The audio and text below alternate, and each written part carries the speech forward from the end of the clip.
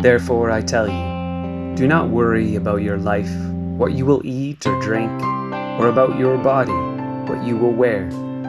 Is not life more than food, and the body more than clothes? Look at the birds of the air.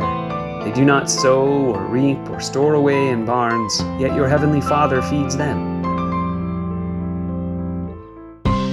Are you not much more valuable than they? Can any one of you, by worrying, add a single hour to your life?